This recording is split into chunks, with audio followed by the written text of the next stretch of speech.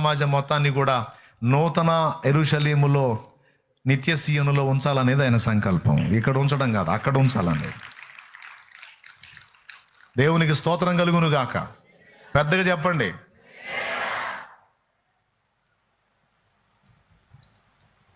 అర్థమైందా? ఎవరిని లేపాలనుకున్నాడో, ఎవరికి స్వస్థత ఇవ్వాలనుకున్నాడో, ఎవరికి విడుదల ఇవ్వాలనుకున్నాడో, ఎవరికి సమస్యల నుంచి పరిష్కారం ఇవ్వాలనుకున్నాడో, ఆయన సంకల్ప ప్రకారం భక్తుల్ని వాడుకొని ఆయన కార్యాలు చేశాడు. ఇక్కడ తాళపు చెవి భక్తుల చేతిలో లేదు, ప్రభు చేతిలో ఉంది, పరిశుద్ధాత్మ చేతిలో ఉంది. ఎవరికి స్వస్థతో, ఎవరికి కార్యమో, ఎవరికి సూచక్రియో, ఎవరికి మాత్కార్యమో, ఎవరికి విడుదలో ఆయన చేస్తాడు. ఆ తాళం చే మనం తీసుకున్నాం అనుకో, మన బిల్డప్ కోసం కనపడ్డ కార్యాలను చేసుకుంటా పోతాం. అందుకే కొరింథీ పత్రికలో కృపా వరాలను గురించి మాట్లాడుతూ, కొరింథీయులకు రాసిన మొదటి పత్రిక 12వ అధ్యాయం 7వ వచనం నుంచి కృపా వరాలను గురించి వ్రాస్తూ చివరిలో అంటాడు 11వ వచనం, అయినను వీటన్నిటినీ ఆ ఆత్మ ఒకడే తన చిత్తము చొప్పున ప్రతివానికి ప్రత్యేకముగా పంచి ఇచ్చుచు. ప్రతివానికి ప్రత్యేకముగా పంచి ఇచ్చుచు కార్యసిద్ధి కలుగజేయుచు. కార్యసిద్ధి కలిగిస్తుంది ఎవరు? సేవకుడా, పరిశుద్ధాత్ముడా? పెద్దగా చెప్పండి. సేవకుడా, పరిశుద్ధాత్ముడా? కాబట్టి అద్భుతాలు జరుగుతాయి. కొంతమంది జీవితాల్లో దేవుడు తప్పనిసరిగా కార్యాలు చేస్తాడు. ఎవరి దగ్గర కార్యం జరగాలో వారి ఎడల తప్పకుండా దేవుడు తన కార్యాలను జరిగిస్తాడు. ఎవరికి ప్రాబ్లం అవసరమో, దేవుడు ఎవరిని క్రమశిక్షణలో పెట్టాలనుకున్నాడో, ఎవరిని కంట్రోల్ చేయాలనుకున్నాడో వాళ్ళకి ఆ సమస్యను ఉంచుతాడు. ఇప్పుడు నా దగ్గరకు వచ్చిన ప్రతి ఒక్కరి కోసం, స్వస్థత కోసం నేను ప్రార్థన చేస్తాను. అందరూ బాగుపడాలని నేను కోరుకుంటాను. ఎవరు రోగులై వచ్చినా, అయ్యా నేను బాధపడుతున్నాను ఈ జబ్బుతో, నాకు స్వస్థత కలిగేటట్టు ప్రార్థన చేయంటే, నా ముందుకు వచ్చిన వారి క్షేమం కోసం, వారి స్వస్థత కోసం, విడుదల కోసం నేను ప్రార్థన చేస్తాను. కానీ అందరి మనస్సులు, అందరి జీవితాలు నాకు తెలుసా? నాకే కాదు, ఏ పాస్టర్కి తెలియవు, ఏ బోధకుడికి తెలియవు, ఏ సేవకుడికి తెలియవు. ఇప్పుడు ఇంతమంది వచ్చి కూర్చున్నారు మీరు, మీ జీవితాలు ఏమో నాకు తెలుసా? మీ పర్సనల్ లైఫ్ నాకు తెలుసా? దేవుడు మీ విషయంలో ఎలా వ్యవహరిస్తున్నాడో నాకు తెలుసా? కానీ నువ్వు బాధలోనో ఏడుస్తా నా ముందుకు వచ్చావు, నేనేం ప్రార్థన చేస్తా? దేవా నీ దయగలిగి ఈ బిడ్డ యందు నీ చిత్తమైతే సహాయం చేసి సమాధానం మీ కార్యం జరిగించు. మరి కొంతమంది అయితే అసలు తట్టుకోలేకపోయాను అనుకో, నీ చిత్తం అయితే కూడా కాదు ప్రభు, నువ్వు ఖచ్చితంగా కార్యం చేయాలని డిమాండ్ చేసి ప్రార్థన చేస్తా. నేను డిమాండ్ చేసి ప్రార్థన చేశానని దేవుడు తన క్రమశిక్షణను మానుకుంటాడా? కొంతమంది ఉంటారు మిడివేల దుంపలు నడమంత్రం ఉంటారు. దేవుడు గుచ్చి ఉంటాడు, వాళ్ళకి ముళ్ళు గుచ్చి ఉంటాడు. ఆ ముళ్ళు దెబ్బవాడు కంట్రోల్ అయి ఉన్నాడు. ఆ ముళ్ళు తీసేవాడికి ఊరేగుతాడు, నడమంత్రంగా ఊరేగుతాడు. ఇప్పుడు భార్య ప్రార్థన చేసింది భర్త మార్పు కోసం. ప్రభువా చాలా శోధిస్తున్నాడు ప్రభువా, దుర్మార్గం చేస్తున్నాడు తండ్రి, నా ఎడల అల్లాడిస్తున్నాడు ప్రభువా, అయ్యా ఏసయ్యా తట్టుకోలేకపోతున్నాను తండ్రి అని మొరపెట్టింది. వానికి ఏదో ఒక ముళ్ళు కూర్చాడు. ఎందుకు? వాడి మిడివేళం తట్టుకోలేకపోతున్నాను, నువ్వే ప్రార్థన చేసావు కాబట్టి వాడికి ఒక ముళ్ళు కూర్చాడు. ఇప్పుడు ఎద్దు లైన్లోకి వచ్చింది. ముక్కుతాడేస్తే ఎద్దు లైన్లోకి వచ్చినట్టు వీడికి వేసాడు, ముక్కుతాడు లైన్లోకి వచ్చాడు. అయితే దానివల్ల వాడు బాధపడుతున్నప్పుడు మళ్ళీ ఇదే భార్య అంటది, తెలివి తక్కువ భార్య, ప్రభువా ఎందుకు తండ్రి నా భర్తకి పరీక్ష, ప్రభువా ఎందుకు తండ్రి నా భర్తకి ఈ శ్రమ, ప్రభువా ఎందుకు తండ్రి నా భర్తకి ఈ సమస్య, ప్రభువా నువ్వు శక్తివంతుడవు కదా ప్రభువా, బాగు చేయలేవా తండ్రి, స్వస్థపరచు తండ్రి అంట. నువ్వే తన్నులు నేనేమని ప్రార్థన చేసావు రోజు? ఈ నడమంత్రం తట్టుకోలేకపోతున్నాను తండ్రి, దయచేసి వీడిని కంట్రోల్ చేయమని నువ్వే చేస్తే దేవుడు ఒక తన్నాడు, అయిపోయింది, లైన్లోకి వచ్చాడు. ఆ గాయం మాన్పమని నువ్వు మళ్ళీ ప్రార్థన చేస్తున్నావు, మాన్పితే మళ్ళీ ఏమైంది? దేవుడికి ఏం కాదు, నీ నడువులు ఇరుగుతాయి. కొన్నిసార్లు ఇంతే ఉంటుందండి. నా కుమారుణ్ణి మార్చు మార్చు మార్చు మార్చు అని తల్లి ప్రార్థన చేసింది. దేవుడు లాగా వాడు కొడతాడు, వాడు పడతాడు, కోడి పిల్ల పడతాడు. పడితే మళ్ళీ ఏమే దేవుని మీద తగాద వేసుకుంటుంది. మార్చమన్నాను కానీ మంచంలో ఏమన్నానా అంటే ఎట్లా మార్చాలి నువ్వే చెప్పు. ఆయన మంచంలో వేస్తాడు, వాడిని తీసుకెళ్ళి కంచంలో వేస్తాడు, నీకెందుకు? ఆయన క్రమశిక్షణ చర్యదో ఆయన తీసుకున్నాడు, ఆయన చేసే పద్ధతి ఆయన చేయని. కానీ కొంతమంది ఎలాగుంటారన్న. సో నేనైతే అందరికీ క్లియర్గా చెప్తున్నాను, సమస్యతో ఉన్న ప్రతి ఒక్కరు కూడా మంచి పిల్లలు కాదు. అది నేనైనా మీరైనా. ఇప్పుడు నా శరీరంలో ఒక ముళ్ళు ఉందనుకోండి, అది గుచ్చినప్పుడు నేను కూడా గుర్తిస్తాను, ఇది మనకు ఉంటాం అవసరమే, లేకపోతే మన మిడివేళ మామూలుది కదా నేను కూడా అనుకుంటాను. ఈ లైన్లోకి వచ్చాడా, ఇటు పెడసరం అంతా నడమంతరం మిడివేళం తిరిగిపోయింది, ఇంక వీడికి ముళ్ళు తీసినా కూడా లైన్లోనే ఉంటాడు, ఈ ప్రాబ్లం లేదా అని అనుకున్నాడు అనుకో, ఒక అద్భుతం చేసి తీసేస్తాడు ఆయన.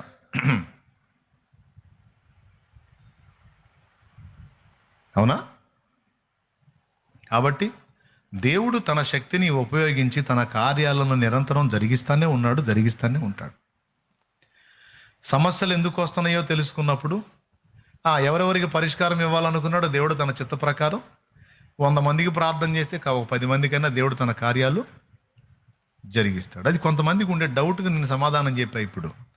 ఇప్పుడు దేవుడు అందరినీ స్వస్థపరచాలి కదా, అందరినీ బాగు చేయాలి కదా, ఎందుకని అందరికీ స్వస్థత రాదు? నాకేమో చిన్న బలహీనతే తగ్గల, మా ఇంటి పక్కన క్యాన్సర్ తగ్గింది, ఆ రిపోర్టే మారిపోయింది. ఆమెకి అంత క్యాన్సర్ తీసేసినోడు నాకున్న ఈ చిన్న బలహీనత ఎందుకు తీసేలా దేవుడు అని అడుగుతారు. ఆమెకి వచ్చిన కారణం నీకు వచ్చిన కారణం ఒకటే అయి ఉండకపోవచ్చు. ఆమె దాని నుండి విడుదల పొందటం తనకి క్షేమమే కావచ్చు, కానీ దీని నుండి నువ్వు విడుదల పొందటం నీకు క్షేమం కాకపోవచ్చు.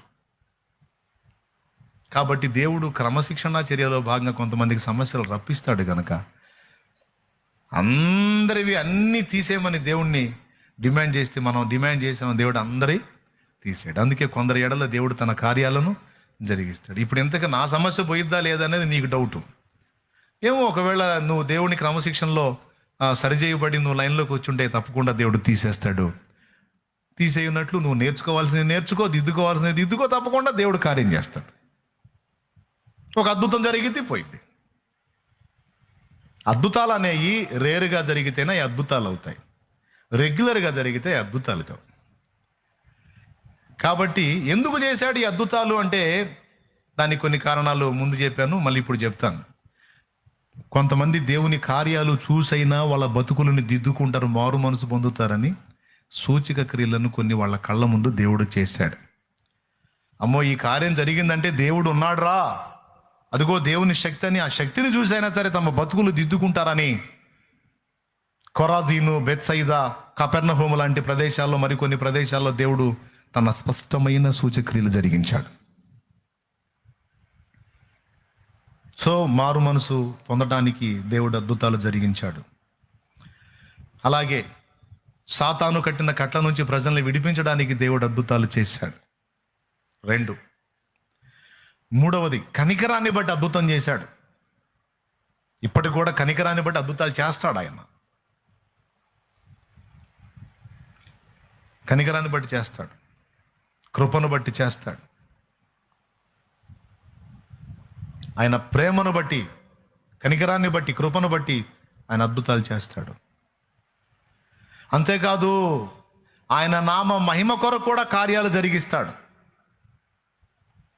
4వది ఆయన నామ మహిమ కొరకు కూడా కార్యాలు జరిగిస్తాడండి. ఎన్నో చోట్ల ఉంది, ప్రభువు చేసిన కార్యాలను చూసినప్పుడు వారు దేవుని మహిమపరచరి అని రాసుకుంటుంది.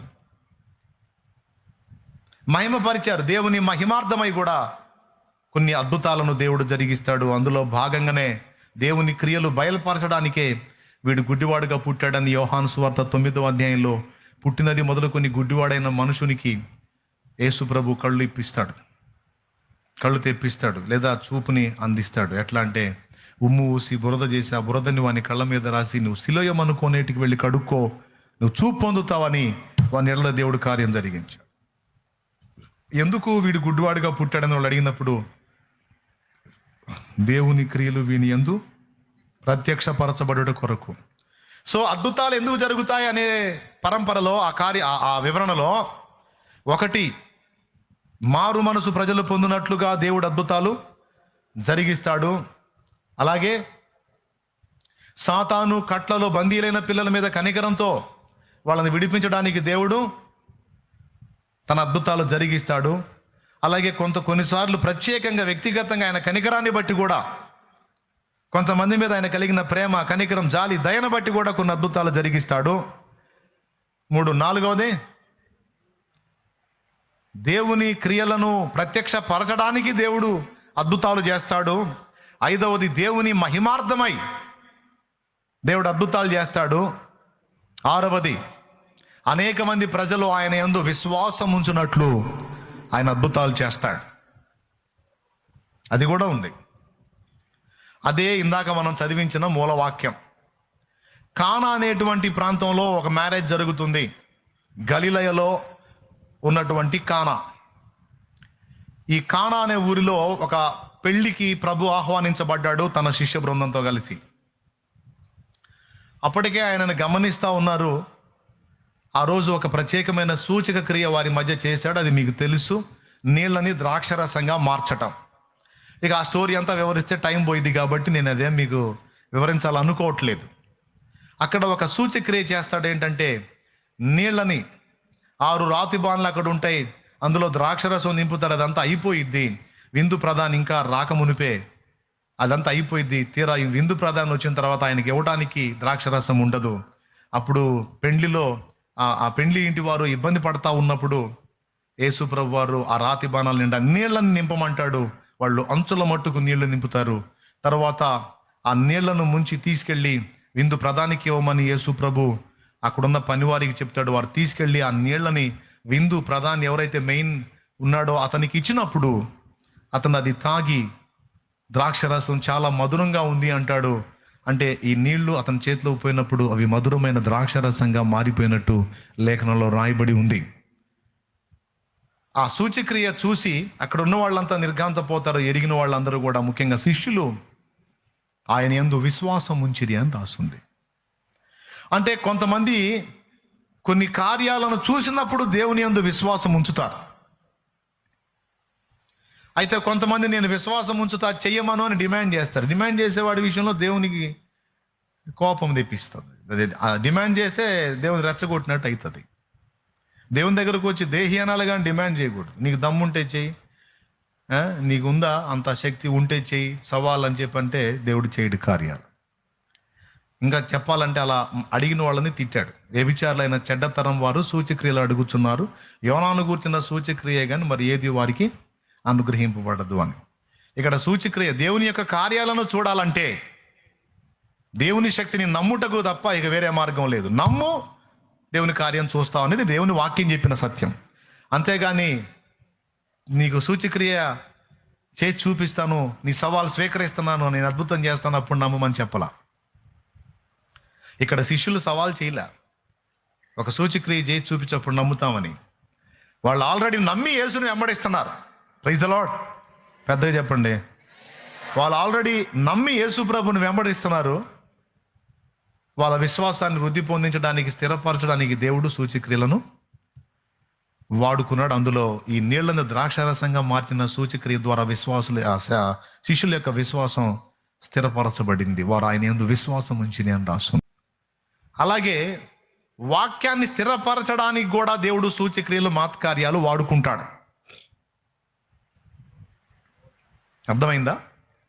వాక్యాన్ని స్థిరపరచడానికి కూడా దేవుడు సూచక్రియలు, మాత్కార్యాలను వాడుకుంటాడు. ఇది మార్కు సువార్త 16వ అధ్యాయం చివరి వచనం మీకు చూపిస్తుంది. చూడండి, 20వ వచనం. మార్కు సువార్త 16వ అధ్యాయము చివరి వచనం.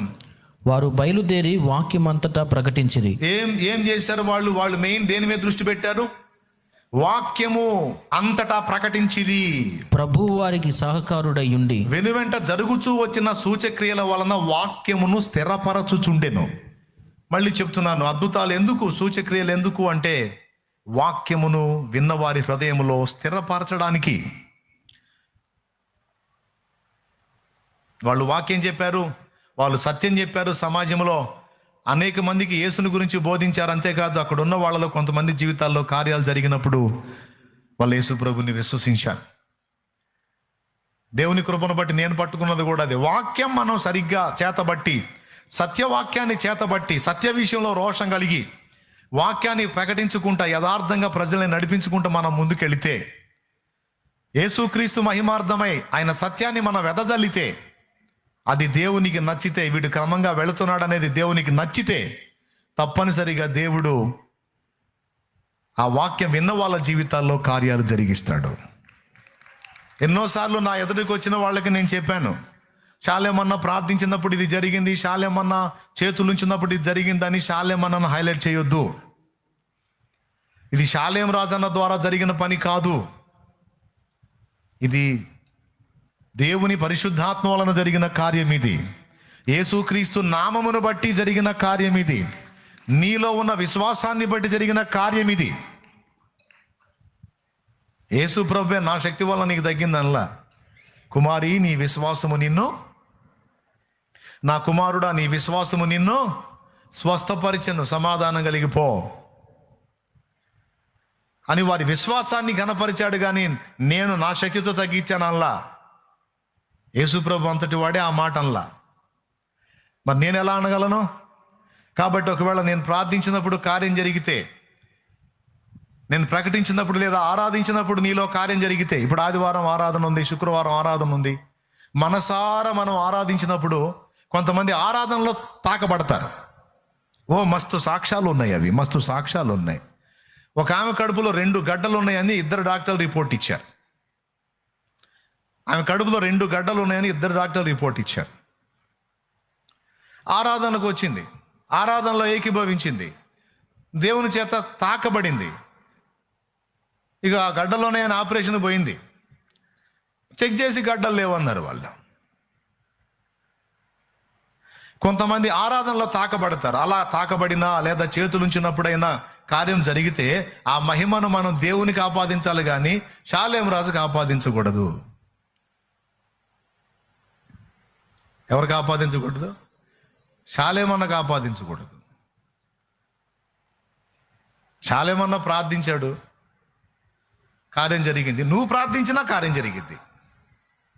శాలేమన్న ప్రార్థించాడు, నువ్వు విశ్వాసం ఉంచావు, దేవుడు నిన్ను ముట్టి బాగు చేశాడు. శక్తి దేవుడిది, కార్యం దేవుడిది. ఆరాధనలో నువ్వు తాకబడ్డావు. ఇప్పుడు ఆరాధన ప్రత్యేకంగా జరుగుతూ ఉంది. ఆరాధనలో అనేక మంది బాగుపడుతూ ఉన్నారు. ఆరాధనలో కొంతమంది స్వస్థత పొందుతున్నారు, దేవుని ఆత్మచేత సంధించబడుతున్నారు, దేవుని శక్తి చేత తాకబడుతున్నారు. వాళ్ళ రిపోర్ట్స్ మారిపోవచ్చు, దేవుడు వాళ్ళని బాగు చేయొచ్చు, వాళ్ళ ఎడల దేవుడు కార్యాలు చేయొచ్చు, వాళ్ళు ఇక్కడ నిలిచి సాక్ష్యం చెప్పవచ్చు. ఇది డైరెక్ట్గా వారి విశ్వాసాన్ని బట్టి దేవుడు తన ఆత్మ ద్వారా జరిగించిన కార్యం. యేసు నామమందలి శక్తి. నేను వాక్యానికే ఉన్నా, అలాగని కార్యాలు లేవా? కార్యాలు జరగట్లేదా? నేను ఆ పాయింట్ని మేజర్గా తీసుకున్నాను. నేను సత్యవాక్యాన్ని యథార్థంగా బోధించుకుంటా వెళితే తప్పకుండా దేవుడు అనేక సూచక్రియలు మాతకార్యాలు ఆయన చేసుకుంటాడు. ప్రజలను తన తట్టు ఆయన తిప్పుకుంటాడు. అది ఒరిజినల్గా జరుగుతాయి. ఎందుకంటే దాని వెనక మనం మహిమను ఆశించట్లేదు. ఎవరన్నా ఆ విషయం వచ్చి నన్ను ఘనపరచ ప్రయత్నించినా నేను మొహమాటం లేకుండా చెప్తాను, అన్నా నిజంగా నువ్వు ఆ రోజు తాకావు, నాకు స్వస్థత వచ్చింది అంటే వెంటనే కెమెరా పెట్టు, కెమెరా పెట్టి ఏంది ఇందాక చెప్పావని చెప్పు. ఏం లేవు. పొరపాటు నా పనులు నేను చేశాను అనుకో, ఆ జరిగే కూడా ఆగుతాయి. ఎందుకు? ఇక ప్రజలు ఎడు చుట్టం మొదలు పెడతారు, సూచక్రియల కోసం, అద్భుతాల కోసం నాకెళ్ళి చుట్టం మొదలు పెడతారు, ప్రభువుకి వెళ్ళి చుట్టం ఆపేస్తారు. ఇక నేను ఎడు తిరిగితే అటు.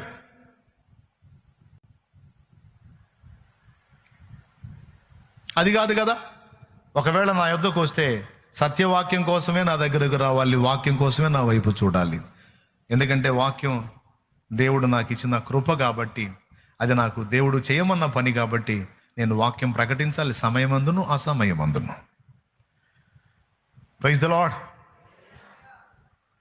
ఆ వాక్యం పంపమని కూడా దేవుని చేత దేవునికి మీ చేత ప్రార్థన చేపిస్తాను. నేను వాక్యం చెప్పబోయేటప్పుడు మీ చేత మీరు ప్రార్థన చేయండి అని చెబుతాను. ఐడియా ఉందా?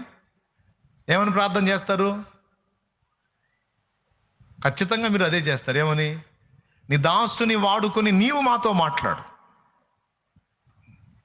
మనుషుడు మాట్లాడితే నిష్ప్రయోజనం ప్రభు, అది ఎవరికీ ఉపయోగం లేదు. నీ దాసుని ఉపయోగించుకొని నీవు మాతో మాట్లాడు.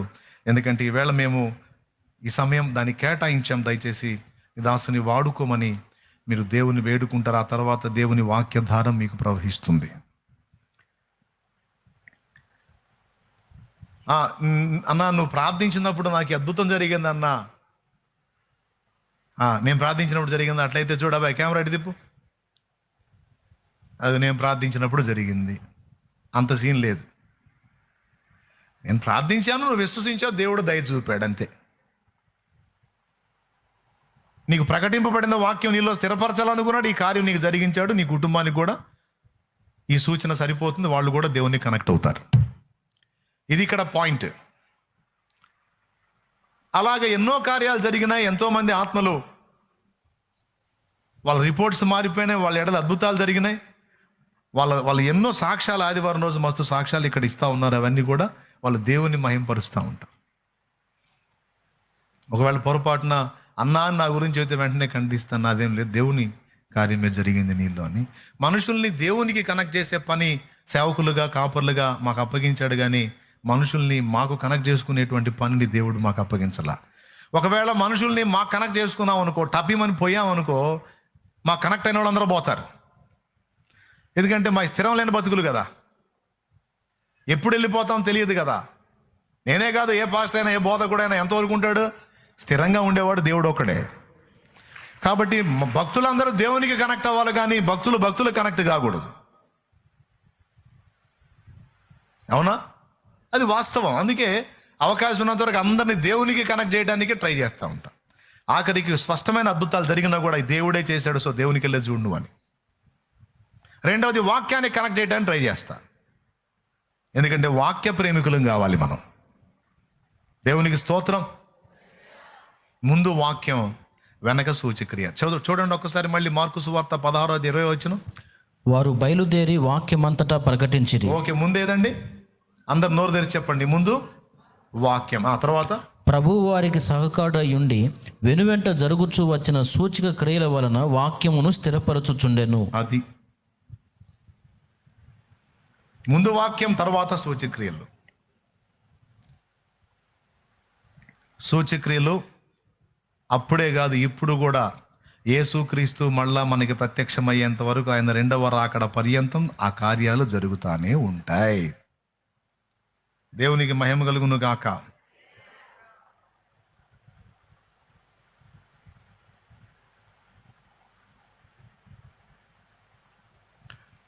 అర్థమైందా?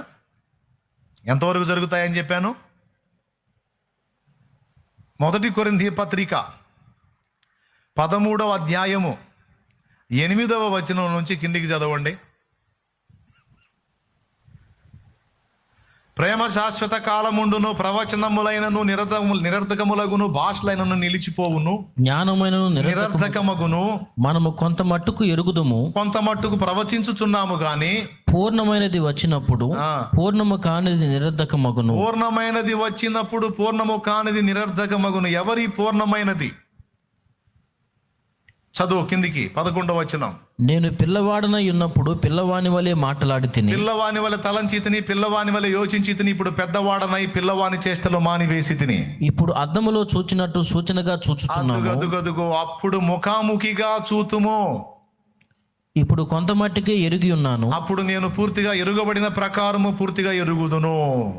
చూడండి, ఇప్పుడు అద్దములో చూచినట్టు సూచనగా చూచుచున్నాము, అప్పుడు ముఖాముఖి చూతుము. ఎక్కడైనా దేవుని కార్యాలు జరిగినప్పుడు, దేవుని సూచక్రియలు, మాత కార్యాలు, అద్భుతాలు జరిగినప్పుడు అక్కడ దేవుని ఉనికి కొంత మనకు కనపడిద్ది. అవునా? ఫర్ ఎగ్జాంపుల్, ఏలియా ఉన్నాడు, ఆకాశం నుండి అగ్నిని దించి దహన బలి పశువు, ఆ కట్టెలు, మాంసం, ఆ రాళ్ళు మొత్తం బుగ్గి చేశాడు. అక్కడ ఇశ్రాయేలుకి ఏం ప్రత్యక్షమైంది? దేవుని ఉనికి ప్రత్యక్షమైంది. అరే, దేవుడు ఉన్నాడు, ఆయన యెహోవాయే. అట్లాగా పాత నిబంధనలో కానీ క్రొత్త నిబంధనలో కానీ భక్తులు తమ కార్యాలు జరిగించినప్పుడు ప్రజలకు కొంత దేవుని ఉనికి ప్రత్యక్షపరచబడింది. సూచక క్రియ ద్వారా కొంత అర్థమైంది అక్కడ దేవుని యొక్క ఉనికి. కానీ దేవుడు వాళ్ళకి పూర్తిగా కనపడ్డాడా? ఏలియా దగ్గర పూర్తిగా దేవుడు కనపడ్డాడా? కనపడల. కార్యం దగ్గర పూర్తిగా దేవుడు కనపడ్డాడా? కనపడల. కార్యం కనపడింది. అపోస్తల కార్యాల్లో కూడా చచ్చిన వాళ్ళు బతికారు, రోగులు శుద్ధులయ్యారు, అన్నీ జరిగినాయి. కానీ అక్కడ దేవుడు కనపడ్డాడా పూర్తిగా? నో, సూచక్రియలు కనపడ్డాయంటే కొంత దేవుని ఉనికి కనపడింది. అయితే ఒక రోజు రాబోతుంది, అది రెండవ రాకడ దినం. ఆ రోజున ఆయనను ముఖాముఖి మనం చూస్తాం.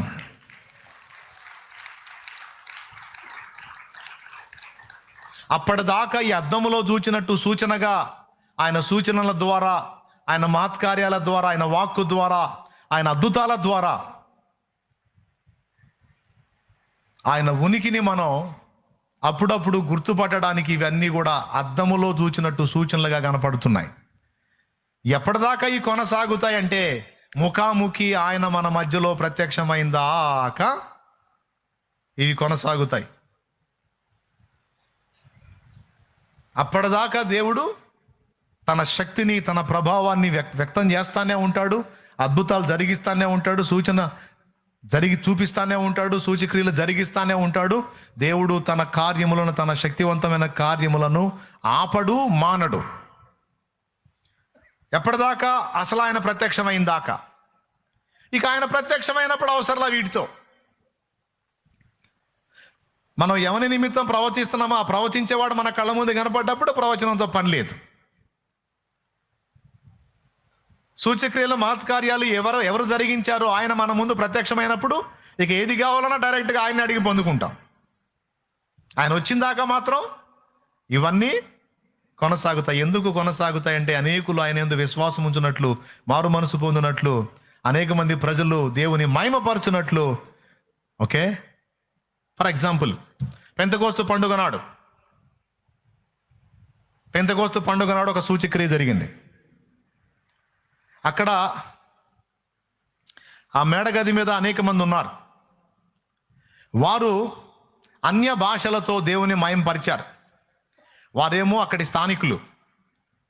ఆ పండుగ సందర్భంగా చుట్టుపక్కల దేశాల్లో చెదరిపోయినటువంటి దాదాపు 14-15 రకాల భాషలు మాట్లాడేటువంటి ప్రజలు, యూదులు యెరూషలేముకు వచ్చారు. ఎందుకు? ఎక్కడెక్కడ యూదులున్నా దేవుడు నియమించినటువంటి కట్టడను పక్కా ఆచరించడం అంటే ఏంటంటే ఆరాధించేటువంటి చోటు యెరూషలేమే. యెరూషలేములోనే ఉంది. నేను ఈ చిలకలూరుపేటలో ఉన్నాను, యూదుడిని, నేను ఏడే ఒక మందిరం కట్టుకుంటాను, ఏడే ఆరాధిస్తానంటే ఒప్పుకోరు. పాత నిబంధన క్రమం ఏంటంటే, యూదుల ఆచారం ఏంటంటే, ఎక్కడైనా యూదుడు అనేవాడు ఉంటే ఆరాధించడానికి మాత్రం యెరూషలేంకి వెళ్ళాల్సిందే. అర్థమైందా? మా ఊర్లో ఇక్కడ ఇంత 100 మంది యూదులు ఉన్నాం, ఇంతవరకు ఇక్కడ ఒక ఆరాధనా స్థలం కట్టుకుంటామంటే దేవుడు ఒప్పుకోడు.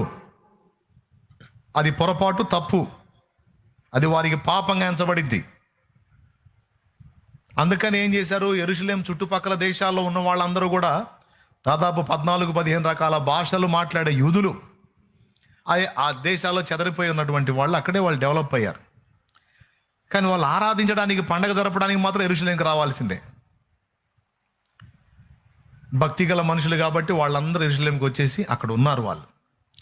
వాళ్ళందరూ అక్కడ గ్యాదర్ అయిన తర్వాత, పండుగ ఆరంభమైన తర్వాత, పెంతెకోస్తు అంటే 50వ రోజు, అంటే దాదాపు పండగ ఫైనల్కి వచ్చేసింది.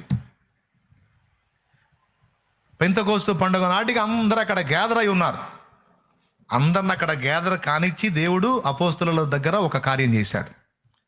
ఓ తెల్లవారుజామున ఒక బాంబు పేలినటువంటి శబ్దం, దన్మని ఒక పెద్ద శబ్దం వచ్చింది. ఆ మేడగది చుట్టూ ఉన్నటువంటి ప్రాంతాల ప్రజలందరూ కూడా దిగ్గును లేచి పరిగెత్తారు. ఆ శబ్దం ఎక్కడొచ్చిందో అటువైపుగా పరిగెత్తారు. అది మేడగది మీద నుంచి వచ్చింది. చూస్తే దాదాపు వేలాది మంది జనం ఆ సౌండ్కి వచ్చినాళ్ళు. వేలాది మంది జనం వచ్చి రౌండ్ చేశారు. చూస్తే అక్కడ ప్రజలు ఆ మేడగది మీద రకరకాల భాషలు మాట్లాడుతున్నారు. ఆ భాషలు ఎంత స్పష్టంగా ఉన్నాయంటే, వీళ్ళు ఎన్ని దేశాల నుంచి అయితే వచ్చారో వాళ్ళ దేశ భాషలతో ఆ ప్రజలు దేవుని మహిమపరుస్తున్నారని ఉంది.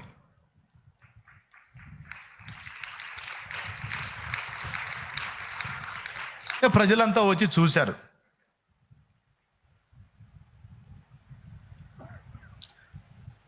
పరిశుద్ధాత్మ అగ్ని వారి మీదకి దిగింది. అగ్ని నాలుకల వల్ల విభాగింపబడి వారిలో ఒక్కొక్కరి మీద రాలగా ఆత్మ వారికి వాక్శక్తి అనుగ్రహించిన కొలది వాళ్ళు భాషలు మాట్లాడటం మొదలుపెట్టారు. ఈ తంతు దాదాపు వేలాది మంది చూశారు. ఇది ఒక సూచక క్రియ. అది పేతురే చెప్పాడు, అంత్య దినములలో జనులందరి మీద నా ఆత్మను కుమ్మరించేదను, మీ కుమారులు కుమార్తెలు ప్రవచిస్తారు, ఇలా జరిగిద్ది అని యోవేలు ద్వారా ప్రవచించిన వచనం ఇదిగో నెరవేరుతుందని పేతురు చెప్పాడు. ఆ సూచక్రియ చూసినందున దాదాపు 3,000 మంది ఒక్క దినమందే బాప్తిస్మం పొందారు. సూచక్రియ కనపడుతుంది అక్కడ. పేతురు వాక్యం బోధించాడు, వారు హృదయమందు పొడవబడ్డారు. సో 3,000 మంది మారు మనసు పొంది ఆ సూచక్రియలో 3,000 ఆత్మలు కనెక్ట్ అయినాయి. మరి ఇప్పుడు ప్రపంచమంతా ఇంకా రక్షణలోకి వచ్చిందా అండి? ఒకసారి చెప్పాలి మీరు. ప్రపంచం అంతటికి సువార్త అందిందా? ప్రపంచం మొత్తం రక్షణలోకి వచ్చిందా? ప్రపంచంలో అన్ని ప్రాంతాల్లోంచి ప్రజలు రక్షణలోకి వచ్చారా? ఇంకా చాలా ప్రాంతాల్లో సువార్త వ్యాప్తి కాలేదు. ఇంకా చాలా ప్రాంతాల్లో సువార్త వ్యాపింపబడలేదు. ఇంకా చాలా ప్రాంతాలకి యేసు ప్రభు తెలియని ఊళ్ళు కూడా ఉన్నాయి. మనకు తెలిసి చాలా మందికి తెలుసన్నో చాలా ప్రాంతాల్లో ఇంకా యేసును గురించి ఎరగనటువంటి ప్రదేశాలు చాలా ఉన్నాయి. ఆయా భాషలు మాట్లాడే వారిలో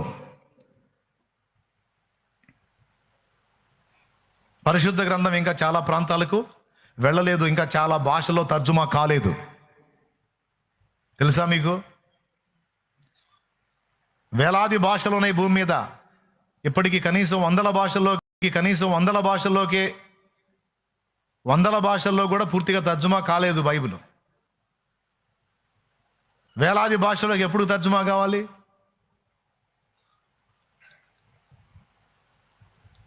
చిన్నగా ఒక్కొక్క ప్రాంతం చిన్నగా సువార్త చేత సంధించబడతా ఉంది. యేసు ప్రభు 2వ రాకడ ఘట్టం జరిగేటప్పటికీ ఈ రాజ్య సువార్త అంతటా వ్యాపించాలి. ఇది ఆయన రాకడకు ముందు ముంగురుతో ఈ సువార్త సందేశం అందరికి వెళ్ళిపోవాలి. ఇంకా చాలా ప్రాంతాల్లో ప్రజలు రక్షణలోకి రావాలి. అంతటా అందరు రక్షించబడ్డారా? రక్షించబడితే ఇక రాకడ వచ్చేసింది. అంతటా అందరు రక్షించబడితే రాకడ వచ్చేసింది. ఇక సూచక్రియలు మాతకార్యాలతో మన లేదు. అంతటా అందరు ఇంకా రక్షింపబడలా. చాలా ప్రాంతాలకు సువార్త తెలియదు. ఇప్పుడిప్పుడే తీసుకెళ్తున్నారు మనోళ్ళు. మరి ఇప్పుడు చూడండి, ఒక సూచక్రియకి 3,000. అలాగే జస్ట్ అపోస్తల కార్యం 2లో జరిగిన సూచక్రియ వల్ల 3,000. 3వ అధ్యాయంలో జరిగిన సూచక్రియ, పుట్టినది మొదలుకొని కుంటివాడైన మనుషుని పేతురు యోహాను స్వస్థపరిచినప్పుడు ఆ సూచక్రియ చూసినటువంటి వాళ్ళలో దాదాపు 5,000 మంది మనుషులు చేర్చబడ్డారు. ఒక సూచక్రియకి 3,000, ఒక సూచక్రియకి 5,000, మొత్తం 8,000 మంది దేవుని వైపు తిప్పబడ్డారు. కాబట్టి దేవుడు తన శక్తివంతమైన కార్యాలు ఇప్పట్లో ఆపడో. ఆయన 2వ రాకడ జరిగేంత వరకు కూడా ఆత్మల సంపాదన జరిగిద్ది. ఆయన 2వ రాకడ జరిగేంత వరకు కూడా సువార్త ప్రకటింపబడతానే ఉంటుంది. ఆయన 2వ రాకడ జరిగే పర్యంతం కూడా ఆత్మలు రక్షింపబడతానే ఉంటారు. దేవుని కార్యాలు జరుగుతానే ఉంటాయి. దేవుని శక్తి బయలుపడతానే ఉంటుంది.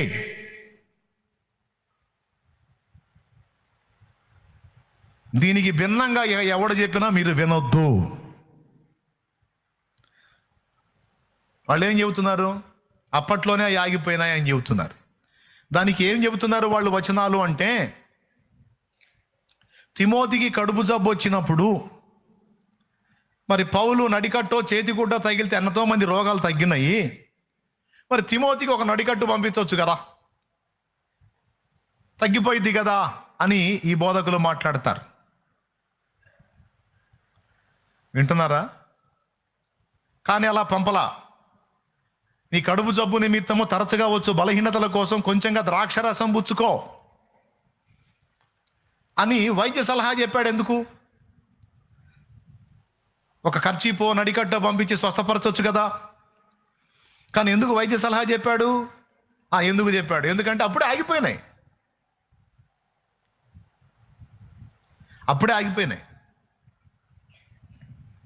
అప్పుడు ఎందుకు ఆగిపోయినాయి అని మనం అడిగితే వాళ్ళు ఇచ్చే సమాధానం ఏంటో తెలుసా? 66 గ్రంథాల పరిపూర్ణ బైబిల్ గ్రంథం పరిపూర్ణమై ప్రజల చేతుల్లోకి వచ్చింది కనుక సూచక్రియలు ఆగిపోయినాయి అన్నారు. 66 పుస్తకాల బైబిల్ గ్రంథం సంపూర్తి అయింది కాబట్టి అద్భుతాలు అప్పుడే ఆగిపోయినాయి. ఇక వాక్యం పూర్ణమైంది, వాక్యం కాబట్టి ఇక వాక్యం వచ్చింది కనుక వాటితో పని లేదన్న. నేను అడిగాను, తిమోతి పత్రికలో నీ కడుపు జబ్బు నిమిత్తము తరచుగా వచ్చు బలహీనతల కోసము కొంచెముగా ద్రాక్షరసం పుచ్చుకో అని చెప్పాడు. తర్వాత 2 తిమోతి ఉంది, తీతు పత్రిక ఉంది, ఫిలెమోనుకు ఉంది, హెబ్రీ పత్రిక ఉంది, యాకో పత్రిక ఉంది, 1 పేతురు 2 పేతులు ఉంది, 1 యోహాను 3, 2 యోహాను 3 యోహాను ఉంది, యూదా ఉంది, ప్రకటన ఉంది. ఇన్ని పుస్తకాల రచన ఉంది కదా. అప్పుడే బైబిల్ పరిపూర్ణమైపోయి పుస్తక రూపంలో కూడా జనాల చేతుల్లోకి వచ్చింది. అందుకే అప్పుడే సూచక్రియలు ఆగిపోయినాయని చెప్తున్నావు. బైబిల్ పూర్తి కాలేదు కదా, రచనే పూర్తి కాలేదు కదా. ఎట్లా ఆగిపోయినాయి? అప్పుడే రచన పూర్తి కావాలి, అది గ్రంథ రూపంలో ముద్రించబడాలి, ప్రజల చేతుల్లోకి, అందరి చేతుల్లోకి వెళ్ళాలి. అది వెళ్ళిందాకా, అందరూ సత్యమును కూర్చొని అనుభవ జ్ఞానం పొందిందాకా, అందరూ రాకడకు సిద్ధపడిందాకా దేవుని కృపా వరములు, ఆయన శక్తివంతమైన కార్యములు జరుగుతూనే ఉంటాయి.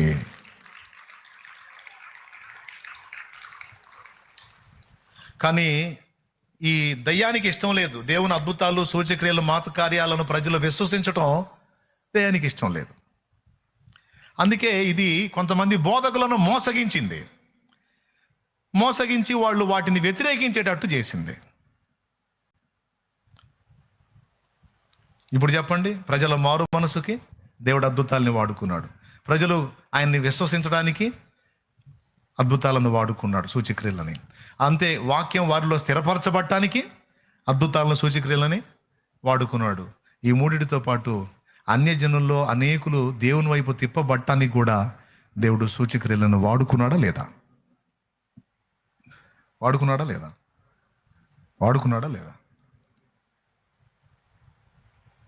అన్యజనులందరూ ఇంకా పూర్తిగా దేవుని వైపు త్రిప్పబడలేదు. అందరికీ సంపూర్తిగా సువార్త ప్రకటింపబడలేదు. ఇప్పుడు దాదాపు 200 ప్రాంతాల్లో మన పరిచర్య విస్తరించింది దేవుని కృపలో. ఈ 200 ప్రాంతాలు కూడా దాదాపు మొత్తం అన్యజనుల ప్రాంతాలే ఎంపిక చేసుకున్నాం. కొంతమందికి తెలియదు, అసలు యేసయ్యే తెలియదు. నాకు తగిలారు ఇల్లు. కాబట్టి చాలా స్పష్టంగా చెబుతున్నాను, దేవుని శక్తి మార్పు లేనిది. యేసయ్య మళ్ళా 2వ రాకడలో ప్రత్యక్షమయ్యేంత వరకు 9 కృపావరములు లైన్లో ఉంటాయి. 9 కృపావరములు లైన్లో ఉంటాయి. అర్థమైందా? ఏమేంటి 9 కృపావరాలు చూడు. కొరింథీయులకు రాసిన 1 పత్రిక 12వ అధ్యాయము 7వ వచనం. తీ బైబిల్ తీరా తల్లి, ఇంట్రెస్ట్ పెడితే. అయినను అందరి ప్రయోజనము కొరకు ప్రతి వానికి ఆత్మ ప్రత్యక్షత అనుగ్రహింపబడుచున్నది. ఎలాగనగా ఒకనికి ఆత్మ మూలముగా బుద్ధివాక్యమును. చూడండి, అందరి ప్రయోజనము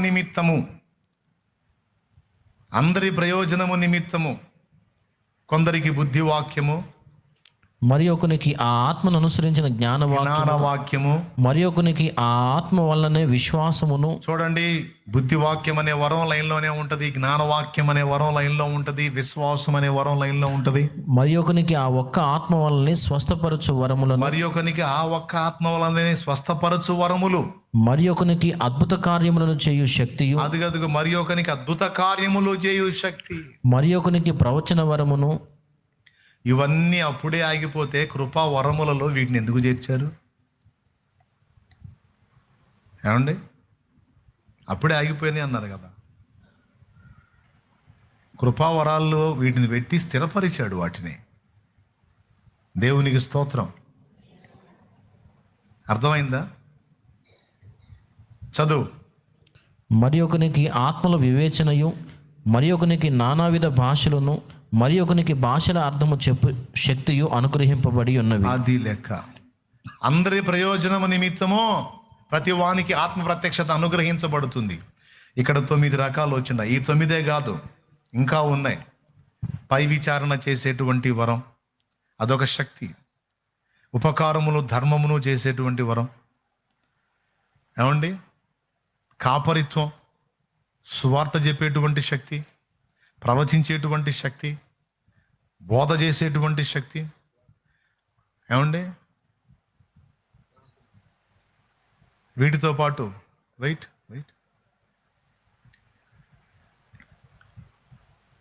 అపోస్తలిక శక్తి, ఇవన్నీ కూడా దేవుడు అనుగ్రహించి ఈ భక్తుల్ని లైన్లో పెట్టి ఎక్కడ ఏది అవసరమో ఆ కార్యాలు చేసుకుంటా దేవుడు తన సంఘాన్ని నిర్మిస్తూ వస్తున్నాడు.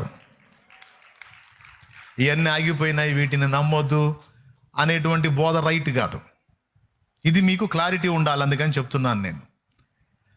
దేవుని 9 కృపావరాలు అని చెప్పబడినటువంటి ఆ 1 కొరింథీ 12:7 చెప్పబడినవి, అలాగే జస్ట్ ఆ పేజీ పక్క పేరా చూస్తే చాలు మరికొన్ని వరాలు అక్కడ కనపడతాయి. చూడండి ఒకసారి 28వ వచనం. 28 మీరు చూడగలిగితే, అవును. మరియు దేవుడు సంఘములో మొదట కొందరిని అపోస్తులుగాను, బోధకులుగాను, అద్భుతములు చేయవారిని గాను, తర్వాత కొందరిని స్వస్థపరచు కృపావరములు గలవారిని గాను, కొందరిని ఉపకారములు చేయవారిని గాను, కొందరిని ప్రభుత్వములు చేయవారిని గాను, కొందరిని నానా భాషలు మాట్లాడువారిని గాను నియమించాను. అర్థమైందా? ఈ పరిచర్యలు రన్నింగ్లో ఉంటాయి, ఆ కార్యాలు కూడా రన్నింగ్లో ఉంటాయి. ఎప్పటిదాకా అంటే ముఖాముఖిగా మనము ఆయనను చూచేంత వరకు, పూర్ణమైనది అంటే ప్రభు మన ముందు ప్రత్యక్షమయ్యేంత వరకు దేవుని యొక్క ఈ సూచక్రియలు, మాత్కార్యాలు, అద్భుతాలు జరుగుతూనే ఉంటాయి. ఓకే, ఈ కృపావరాలన్నీ లైన్లోనే ఉంటాయి, వాడబడతానే ఉంటాయి. ఇవి లేవు, ఆగిపోయాయి అని చెప్పేటువంటి బోధలను దయచేసి నమ్మొద్దు. ఓకేనా? ఇది మొదటి సంగతి. రెండవది, ఇవి జరుగుతున్నాయనే పేరుతో ప్రజల్ని మోసం చేసే వాళ్ళని కూడా వివేచించండి. కొంతమంది ఏమో మామూలుగా జరగట్లేదు, ఇదిగో అదిగో అని చెప్పని హడావుడి చేసి తమను తాము ఘనపరుచుకునేటువంటి వ్యక్తులను కూడా మీరు వివేచించండి, కనిపెట్టండి. అర్థమైందా? ఈ 2 మీకు నేర్పాలి, ఇది నా బాధ్యత. చాలా మ్యాటర్ అందించాను, మరి ఎంతమందికి అది అర్థమైందో నాకు తెలిసి. కొంచెం ఆత్మీయతలో ఎదిగిన వాళ్ళకి అర్థమైంది, కొత్త వాళ్ళకి మాత్రం కొంచెం అర్థమయ్యి కానట్టుగా ఉంటుంది. అయినా చేయగలిగింది ఏమీ లేదు. అర్థం కాకపోతే మరోసారి పెట్టుకొని వెంటనే ఎటు కూడా యూట్యూబ్లో అప్లోడ్ చేయబడి ఉంటుంది. కాబట్టి దయచేసి సూచక్రియలు, మాతకార్యాలు జరుగుతున్నాయని, మామూలుగా జరగట్లేదని పిచ్చి పిచ్చిగా చేసేవాళ్ళు కొంతమంది ఉన్నారు, మరి పిచ్చి చేష్టలు చేసేవాళ్ళు కొంతమంది ఉన్నారు, విపరీతంగా చేసేవాళ్ళు కొంతమంది ఉన్నారు, వాటిని వేలంవెర్రిగా చేసేవాళ్ళు కొంతమంది ఉన్నారు, గోరంతని కొండంతలుగా చేసి నానా హడావిడి చేసి చూపించేవాళ్ళు కొంతమంది ఉన్నారు. అవన్నీ చూస్తుంటేనే మనకు అర్థమైపోయింది తేడా చేస్తున్నాడని. కాబట్టి ఒరిజినల్గా జరిగే కార్యాలకు వ్యక్తులు, భక్తులు బయటికి కనబడరు, అది చేసుకుంటూ వెళ్ళిపోతారు. ఎందుకంటే చేసుకుని ఆ కార్యం చేసి అక్కడే ఉన్నాడంటే ఇక జనం హడావుడి చేయటం మొదలు పెడతారు, అది జంపు, ఆడున్నాడు. అర్థమైందా? కాబట్టి ఏ భక్తుని ద్వారానైనా ఒకవేళ ఆ వరములు పనిచేస్తే ఆ భక్తుల లక్షణాలు ఎలా ఉంటాయంటే అపోస్తల లక్షణాలలాగా మనకు అర్థమైపోయింది. ఒకవేళ సూచక్రియ వారి ద్వారా జరిగిన, మాత్కార్యం వాళ్ళ ద్వారా జరిగిన, వాళ్ళు వస్త్రాలు చించుకునేటట్టు ఉంటారు, కానీ ఇంకొక టైప్లో ఉండరు. వాళ్ళు ప్రజలను గద్దించి దేవుని వైపు తిప్పడానికి ట్రై చేస్తారు, కానీ తమను తాము హెచ్చించుకోవడానికి, తమను తాము ఎక్స్పోజ్ చేసుకోవడానికి, తమను తాము గొప్ప వ్యక్తులుగా చూపించుకోవడానికి వాళ్ళు ఇష్టపడరు.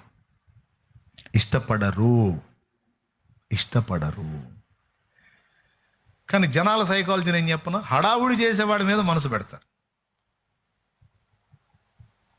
ఒరిజినల్గా దేవుడు కార్యం ఎవరినైతే వాడుకుంటాడో ఆ వ్యక్తిని అసలు గుర్తించరు వీళ్ళు. వాళ్ళు మళ్ళీ సామాన్యుల్లాగా ఉంటారు, అది విషయం. వాళ్ళే వీళ్ళ కంట్లో దిశాయించరు. అతడు ఒక ప్రార్థనాపరుడై ఉంటాడు, అతడు దేవుని సన్నిధిలో ఏకాంతంగా గోజాడుకునేవాడై ఉంటాడు. ఒక చిన్నపాటి పరిచర్యలు తను ఒక సేవకుడై ఉండొచ్చు, లేదా సువార్థికుడై ఉండొచ్చు. కొన్నిసార్లు మీరు నమ్ముతారో నమ్మరో, కొంతమందికి నేను ప్రార్థన చేయను, దేవుని సన్నిధిలో నమ్మకంగా తమను తాము తగ్గించుకొని మరుగై పరిచర్య చేస్తారు చూడు, వాళ్ళ చేత ప్రార్థన చేపిస్తా. ఆశ్చర్యం చెప్పనా, వాళ్ళ ద్వారా ప్రార్థన చేయించిన వాళ్ళకి అద్భుతంగా తగ్గినాయి. కొన్ని కార్యాలు జరిగినాయి. ఏమైనా అర్థమవుతుందని నేను చెప్పేది? మీలో ఎవరన్నా నాకు ఆత్మీయంగా దీన మనస్కులై తమను తాము మరుగు చేసుకునేటువంటి వ్యక్తులు కనపడ్డారు అనుకో, నేను నిలబడి మీ చేతే చేపిస్తా వాళ్ళకి ప్రార్థన. చాలాసార్లు ఇక్కడుండి చెప్పాను నేను సేవకులను చూపించి, ఇక్కడ నేను శాలేమరాజు అనేవాడు ఏదో పబ్లిక్లో గుర్తింపబడ్డందున గొప్పగా ఎంచొద్దు, అతని చేయి అమృతం అనుకోవద్దు. నేను ఇన్ని చెప్పినా కొంతమందికి మనసు అంతే ఉంటుంది. నా మీద కాదు, సామాన్యులాగా ఏ గుర్తింపు లేకుండా దేవుని కోసం ఆత్మల కోసం భారం కలిగి ఉపవాసాలుండి గోజాడేటువంటి నీతిమంతులు సామాన్యులు, వాళ్ళని నిలబెడితే ఇక్కడ వాళ్ళు వచ్చి నిలబడితే జనాలకు ఆనరే, కంట్లో దిశాయించరే. ఏ కాడికి వాళ్ళు వచ్చి నిలబడ్డా కూడా మీ అందరూ చూపెట్టి ఉంటుంది, వాళ్ళు కాదుగా నువ్వు దిగురా నాయన, వాళ్ళు కాదుగా నువ్వు దిగురా. నేను చెప్పనా, నాకంటే కూడా ఎక్కువ శక్తి వాళ్ళ దగ్గర ఉంటుంది, నాకంటే కూడా ఎక్కువ కార్యాలు వాళ్ళ ప్రార్థనలో దేవుడు చేస్తాడు పక్కా. కానీ నమ్మరే.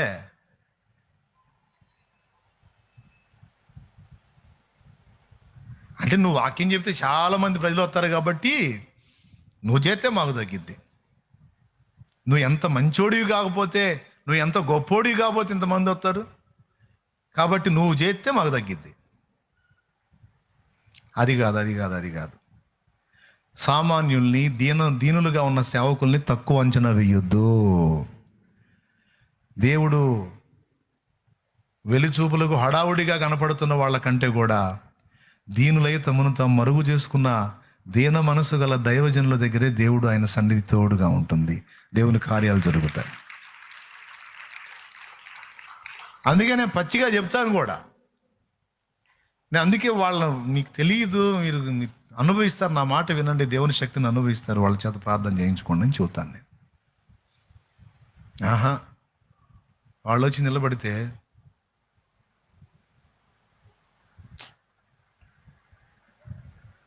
దిగడేందిరా నాయన, ఈడు దిగడేంది, రాడేంది. నిజంగా దేవుడు వాడుకుని దేవుడు ఆశ్చర్యమైన కార్యాలు సూచక్రియలు మాత కార్యాలు చేయాలంటే నా ద్వారా జరగాలన్నా కూడా నేను ఇక దొరకకూడదు. అట్ట ఇష్టపడితేనే దేవుడు బలమైన కార్యాలు చేస్తాడు, సూచక్రియలు మాత కార్యాలు చేస్తాడు. నేను ఏడే కూర్చున్నాను అనుకో, కష్టం. వెళ్ళిపోయేటట్టుంటే చేస్తాడు కార్యాలు. ఎందుకంటే లేఖనం అదే చూపిస్తుంది. ఉండకూడదు, ఎందుకంటే వెంటబడతారు మహిమపరచడానికి. ఆ మహిమను పొందుకోకూడదు, తప్పించుకొని తిరిగేటట్టుంటే దేవుడు కార్యాలు చేస్తాడు. చాలా స్పష్టంగా చెబుతున్నా, నిన్ను వాడుకోవాలా దేవుడు, నీ ద్వారా సూచక్రియలు జరగాల. అట్లయితే నిన్ను నువ్వు మరుగు చేసుకుని ఇచ్చోడిపోయినట్టు పోయే మైండ్ నీకుంటేనే దేవుడు నీకు కార్యం చేస్తాడు, నీ ద్వారా వాడుకుంటాడు. పేతురు యోహాను అట్ట వెళ్ళిపోయారు, పౌలు బర్నబాలు అలా వెళ్ళిపోయారు, ఎక్కడ నిలవరంగా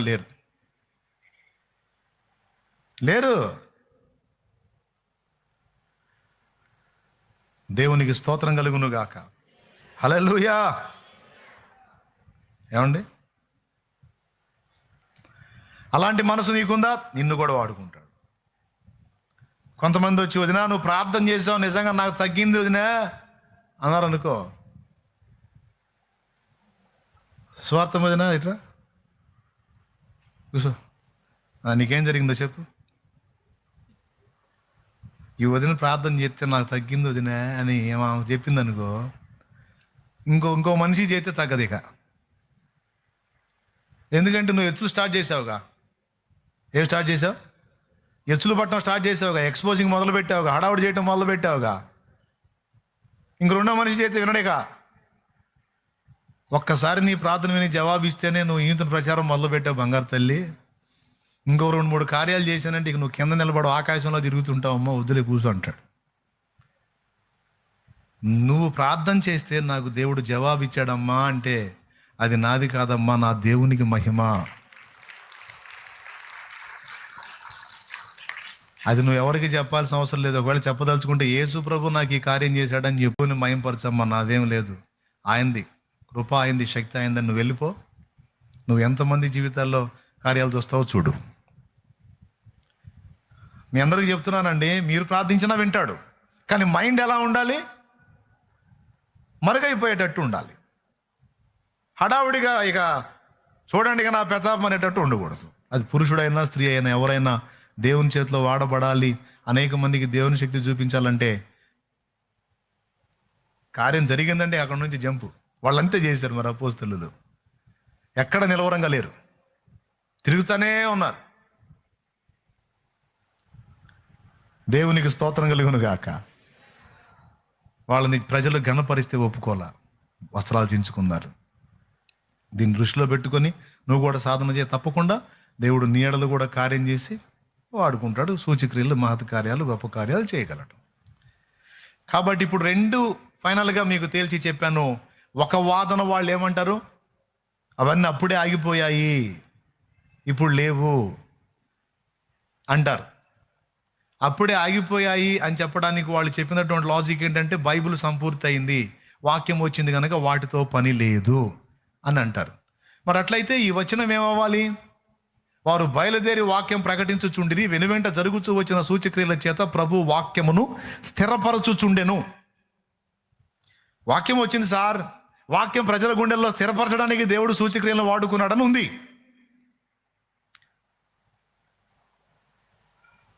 ఈ వచనం అప్పటికేనా, లేకపోతే అది ఎప్పటికీ అమల్లో ఉంటుందా? అప్పట్లో వాక్యం ప్రకటించినప్పుడు సూచక్రియలు అవసరమైనలే బ్రదరు. ఇప్పుడు మనం జస్ట్ వాక్యం ప్రకటిస్తే చాలు, సూచక్రియలతో వాక్యం స్థిరపరచాల్సిన అవసరం లేదని ఏమన్నా అంటారా? ఆ వచనం అండి అప్పటికి అప్లై చేసుకోవచ్చు కానీ ఇప్పటికి అప్లై చేసుకోకూడదని అంటారా? అప్పుడు వాక్యం స్థిరపరచడానికి దేవుడు సూచక్రియలను వాడాడు, ఇప్పుడు కూడా వాక్యం స్థిరపరచడానికి దేవుడు ఆ కార్యాలను వాడుకుంటాడు, వాడుకుంటూనే ఉంటాడు. కాబట్టి మనల్ని దేవుని శక్తిని నమ్మకుండా, మనల్ని దేవుని కార్యాలను నమ్మకుండా, ఇతరులను దేవుని కార్యాల విషయంలో బలపరచకుండా, మనం దేవుని శక్తివంతమైన కార్యాలను పొందుకొని దేవుని మహిమపరచకుండా, దేవునికి సాక్షులుగా నిలవకుండా మనల్ని శోధించడానికే మిస్టర్ సైతాన్ ఇవన్నీ ఆగిపోయినాయి అనే బోధ తెర మీదకి తెచ్చాడు మిస్టర్ లూసీ. కాబట్టి ఆ బోధలు ఎన్ని రకాలుగా నీకు వినబడ్డా వాటిని నమ్మొద్దు, నమ్మొద్దు, నమ్మొద్దు. ఒకటి, వాడు వీటి మీద ధ్వజం ఎత్తాడంటేనే వీటితో పనుందని అర్థం. ఇప్పుడు మీలో ఎంతమందికి విశ్వాసం ఉంది దేవుని కార్యాలు ఇప్పుడు కూడా జరుగుతాయని ఎంతమంది నమ్ముతున్నారు? చేతులు ఎత్తండి. మనం ప్రార్థించినప్పుడు, మనం విశ్వసించినప్పుడు, మనం దేవుని పాదాల చెంత గోజాడినప్పుడు, మనం సత్యవాక్యాన్ని ప్రకటించినప్పుడు, ఆ వాక్యాన్ని స్థిరపరచడానికి దేవుడు ఇప్పుడు కూడా కార్యాలు చేయగలడని వీళ్ళు ఎంతమంది నమ్ముతున్నారు? యేసు ప్రభు శక్తి ఉందా? అయిపోయిందా? ఎప్పుడైపోయిందా? అప్పుడే అయిపోయిందా? ఇప్పుడు కూడా ఉందా? వాక్యం అప్పుడైనా స్థిరపరచబడాలి, ఇప్పుడు కూడా స్థిరపరచబడాలా? కాబట్టి ఇప్పుడు కూడా కార్యాలు అవసరం. ఓకేనా? రెండవది, అందరికీ జరుగుతాయా? కొందరికే జరుగుతాయా? అది కూడా చెప్పండి. ప్రభు చిత్తం అయితే అందరికీ చేయగలడు, ప్రభు చిత్తం అయితే కొందరికి కూడా, అది ఆయన చిత్తం.